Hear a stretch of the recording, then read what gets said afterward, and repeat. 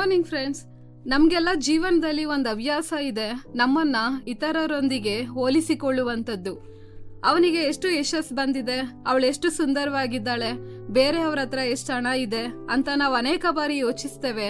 ಆದ್ರೆ ದೇವರು ನಮ್ಮನ್ನ ಹೋಲಿಸೋದಿಕ್ಕೆ ಸೃಷ್ಟಿಸಿಲ್ಲ, ಬೆಳೆಯೋದಿಕ್ಕೆ ಸೃಷ್ಟಿಸಿದ್ದಾನೆ.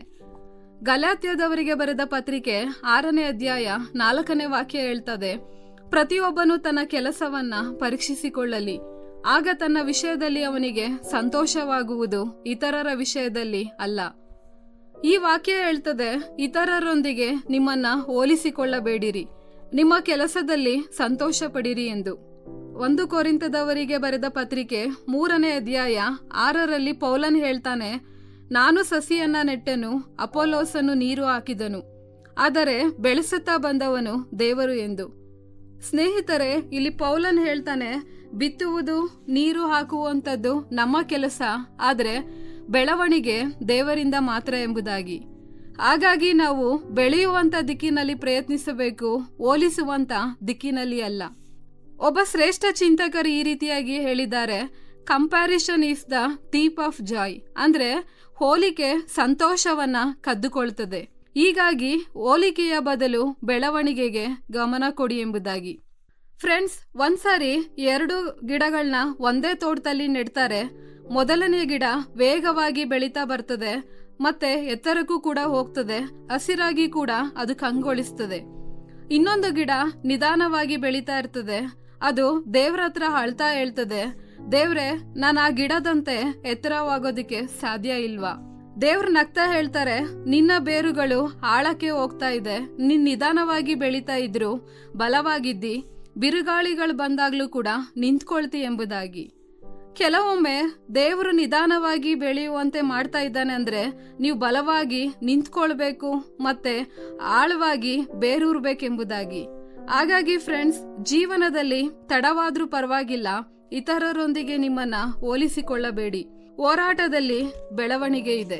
ಒಮ್ಮೆ ಒಂದು ಶಾಲೆಯಲ್ಲಿ ಒಂದು ಶಿಕ್ಷಕಿ ವಿದ್ಯಾರ್ಥಿಗಳಿಗೆ ಹೇಳ್ತಾರೆ, ಇಂದು ಎಲ್ಲರೂ ಒಂದು ಹಣ್ಣಿನ ಚಿತ್ರವನ್ನ ಬಿಡಿಸ್ಬೇಕಂತ.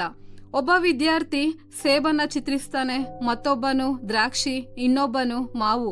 ಹೋಲಿಸಿದ್ರೆ ಯಾವ ಚಿತ್ರ ಕೂಡ ಒಂದೇ ತರ ಇರಲಿಲ್ಲ, ಆದ್ರೆ ಪ್ರತಿಯೊಂದು ಚಿತ್ರನೂ ಕೂಡ ಸುಂದರವಾಗಿತ್ತು. ಅದೇ ರೀತಿ ಫ್ರೆಂಡ್ಸ್, ದೇವರು ನಿನ್ನ ಜೀವನದ ಚಿತ್ರವನ್ನ ವಿಭಿನ್ನವಾಗಿ ಚಿತ್ರಿಸ್ತಾ ಇದ್ದಾನೆ. ಹಾಗಾಗಿ ನಿನ್ನ ಚಿತ್ರವನ್ನ ಇತರರೊಂದಿಗೆ ಹೋಲಿಸ್ಕೊಳ್ಬೇಡಿ, ಅದು ದೇವರ ಕಲೆಗೆ ಮಾಡುವಂತ ಅವಮಾನ. ಫಿಲಿಪ್ಯದವರಿಗೆ ಬರೆದ ಪತ್ರಿಕೆ 1ನೇ ಅಧ್ಯಾಯ 6ನೇ ವಚನ ಈ ರೀತಿಯಾಗಿ ಹೇಳ್ತದೆ, ದೇವರು ನಿನ್ನೊಳಗೆ ಶುರು ಮಾಡಿದ ಕಾರ್ಯವನ್ನ ಪೂರ್ಣಗೊಳಿಸ್ತಾನೆ. ಹಾಗಾಗಿ ನಿಮ್ಮ ಜೀವನ ಒಂದು ಪುಸ್ತಕ, ನಿಮ್ಮ ಪುಟಗಳನ್ನ ಇತರರೊಂದಿಗೆ ಹೋಲಿಸ್ಕೊಳ್ಬೇಡಿ. ಯಾರಾದರೂ 10ನೇ ಅಧ್ಯಾಯದಲ್ಲಿ ಇರಬಹುದು, ನೀವಿನ್ನೂ 3ನೇ ಅಧ್ಯಾಯದಲ್ಲಿ ಇರಬಹುದು, ಆದರೆ ದೇವರ ಕಥೆಗಳು ನಿಧಾನವಾಗಿ ಅದ್ಭುತವಾಗಿ ನಿರ್ಮಾಣವಾಗ್ತವೆ. ನಿನ್ನ ಕಥೆಯನ್ನ ದೇವರಿಗೆ ಬರೆದುಕೊಡು, ನಿನ್ನ ಪಾತ್ರವನ್ನ ನಿಷ್ಠೆಯಿಂದ ಮಾಡು, ಉಳಿದುದನ್ನ ದೇವ್ರು ಮಾಡ್ತಾನೆ. ಹಾಗಾಗಿ ಫ್ರೆಂಡ್ಸ್, ಇಂದಿನಿಂದ ಒಂದೇ ನಿರ್ಧಾರ ಮಾಡ್ರಿ, ಹೋಲಿಸಿಕೊಳ್ಳುವ ಬದಲು ಬೆಳವಣಿಗೆಗೆ ಗಮನ ಕೊಡ್ರಿ. ನಿಮ್ಮ ಕೆಲಸವನ್ನ ನಿಷ್ಠೆಯಿಂದ ಮಾಡ್ರಿ, ದೇವರ ಸಮಯಕ್ಕೋಸ್ಕರ ಕಾಯಿರಿ. ನಿಮ್ಮ ಬೆಳವಣಿಗೆಯ ಫಲ ದೇವರ ಕೈಯಿಂದ ಬರುವುದು ನಿಶ್ಚಯ. ಈ ಕಾರ್ಯಕ್ರಮದ ಬಗ್ಗೆ ನಿಮ್ಮ ಅಭಿಪ್ರಾಯ, ಸಲಹೆಗಳು ಹಾಗೂ ಯಾವುದೇ ಪ್ರಾರ್ಥನಾ ಮನವಿಗಳಿದ್ದಲ್ಲಿ ನಮ್ಮ ದೂರವಾಣಿ ಸಂಖ್ಯೆಗೆ ನೀವು ಕರೆ ಮಾಡಬಹುದು. ನಮ್ಮ ದೂರವಾಣಿ ಸಂಖ್ಯೆ 9920260645. ನಿಮ್ಮ ಅಭಿಪ್ರಾಯಗಳನ್ನು ಇಮೇಲ್ ಮೂಲಕವೂ ನಮಗೆ ತಿಳಿಸಬಹುದು. ನಮ್ಮ ಇಮೇಲ್ ID info@fibaonline.org. ವಂದನೆಗಳು.